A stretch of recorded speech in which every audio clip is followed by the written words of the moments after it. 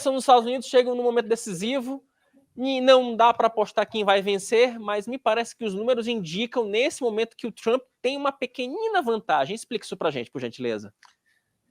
Bom, boa tarde, Alexandre. O que eu dei uma olhada, Wilson, foi aqueles números que realmente podem dizer alguma coisa, porque no passado eles ajudaram a prever quem que seria o presidente, né? Então, por exemplo, quando você pega o assunto principal da eleição, a gente sabe que em 85% das vezes o candidato que se sai melhor naquele que é o principal assunto da eleição vence a eleição. O principal assunto da eleição é a economia e os americanos acham que o Trump se sai melhor no assunto economia do que a Kamala Harris. Então, esse é o número. Outras coisas que eu peguei todos os levantamentos que foram feitos com previsões para o colégio eleitoral. O colégio eleitoral ele é um processo, né? Não é uma questão, não é um órgão, não é um lugar físico, mas os americanos, na verdade, quando eles votam na urna, eles estão votando em quem são aquelas pessoas que vão eleger o próximo presidente. Esse colégio eleitoral tem 538 membros, precisa ter 270. O candidato tem que ter 270 no mínimo para ser eleito o novo presidente. E aí eu peguei, a Economist está dando quase que um empate, um pouquinho à frente a Kamala Harris, mas o 538 e o Real Clear Politics, outros dois sites que fazem esse levantamento, dão o Trump melhor. E também olhei a questão do total de votos, né? Os americanos chamam de voto popular. Essa tradução aqui não funciona muito, mas olhando o número de votos totais, o que a gente lembra? A Hillary Clinton, em 2016, ela teve uma vantagem de 2 pontos. As pesquisas diziam que ela ia ter uma vantagem de 3 pontos, ela teve 2 pontos, e no colégio eleitoral ela perdeu para o Trump. Então, a Kamala Harris não basta vencer nos votos totais, ela precisa ter uma vantagem acima de 2 pontos. E todos os levantamentos também mostram que ela não chega aí, ela tem uma vantagem de 0,1 ponto, de 1 ponto, de 1,8 ponto. Então, nunca chega a ter a vantagem que a Hillary tinha em 2016, sendo que a Hillary perdeu, né? E a outra coisa que também conta é a aprovação do presidente. Se a aprovação do presidente é menor do que 40%, é muito difícil ele se reeleger ou fazer um sucessor. E o Biden está um pouquinho abaixo desses 40%. Então, nesses 4 tópicos que eu consultei aqui, a gente pode concluir que o Trump tem uma pequenininha vantagem em relação a Kamala Harris. Deixa eu trazer e falar com o nosso Alexandre Borges, porque uma pergunta que eu te fiz acho que umas 3 vezes ao longo desse processo sucessório lá nos Estados Unidos.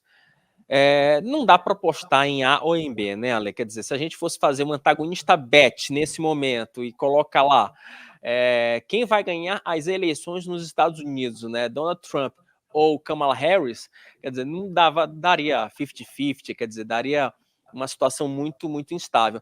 Mas me parece, Ale, que nesse finalzinho, me parece que o Trump, pelo que falou o Duda e pelo que você tem acompanhado, me parece que o Trump deu aquela corridinha ali de final de maratona, aquele gásinho que parece que ele começa esse processo com uma ligeira vantagem.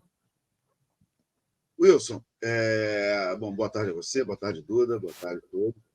A leitura do Duda está perfeita. Realmente, a expressão que eu tenho usado toda vez que você me pergunta, e várias vezes a gente teve esse assunto, eu sempre usei a expressão leve favoritismo. Não quer dizer nada, né? Na verdade, é quase empate. Né? Mas por que existe um leve favoritismo? Porque o Trump ele estava bem na corrida quando o adversário era o Biden. Se o adversário dele até o final fosse o Biden, é muito provável que o Trump ganhasse com uma vantagem bem folgada. Né? Mas a Kamala Harris ela entrou depois daquele debate horroroso do Biden, onde a mentira que esse establishment midiático democrata botou goela abaixo da população americana e mundial durante tanto tempo, de que o Biden estava ótimo, maravilhoso, que qualquer um que questionasse a sanidade mental do Biden era da extrema-direita, blá, blá, blá, terrorista, fascista, misógino, racista, sei lá que diabo, qual é o xingamento da vez, né? Que são estratégias autoritárias para impedir o debate, né? Então, tudo que não interessa a uma certa narrativa é teoria da conspiração, enfim. Então, o Biden, evidentemente, ele estava com problemas, ele tem problemas de senilidade, o quanto é discutível, mas esses problemas existem e eles ficaram muito, mas muito claros naquele debate do Trump com ele, onde ali não tinha como disfarçar, um do lado do outro, ao vivo, e ali todas as mentiras caíram por terra e ficou muito claro. E aí, o tal do sistema, muito rapidamente, sem fazer maiores estardalhaços, trocou o candidato, tirou o Biden. O Biden não queria desistir, a Jill Biden, a esposa dele, então, menos ainda, mas ficou muito claro, teve encontros, né? O Barack Obama entrou, inclusive, em campo e conversou com o Biden, conversou com todos.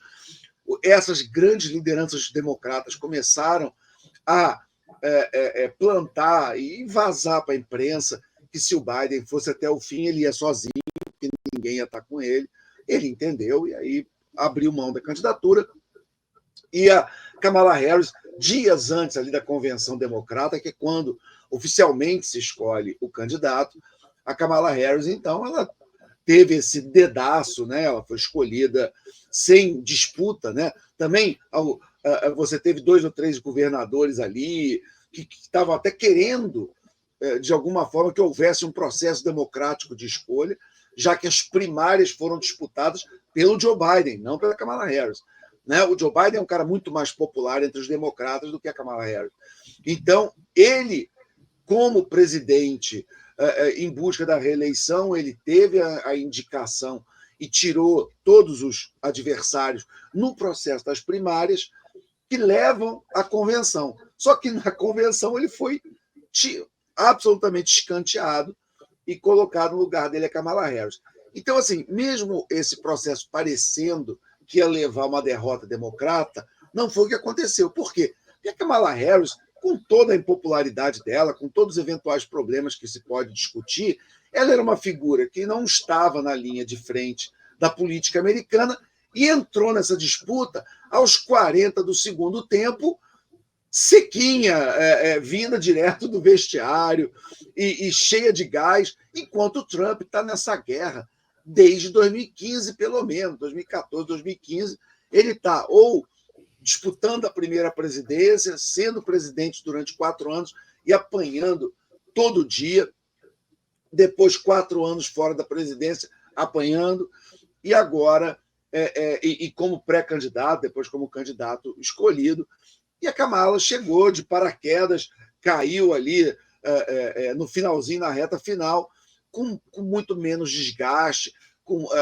ali para receber os louros da reta final. E isso deu uma vantagem para ela, que era muito difícil de prever.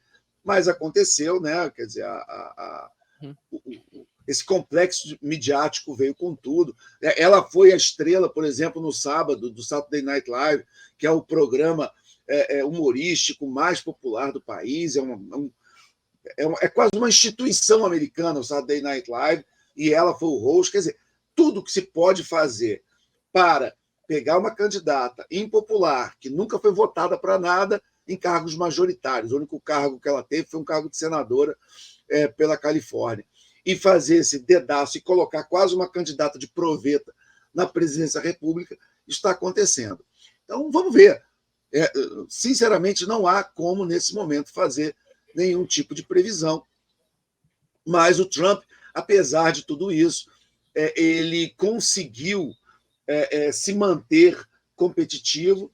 Ela passou por algumas entrevistas que não foram boas, alguns comícios que não foram bem, apesar de muito pouco questionada, como é de se imaginar, mas o jogo está aberto, Como o Duda falou muito bem, a questão da economia é uma questão muito delicada, principalmente nos estados pêndulo, na Pensilvânia, no Michigan.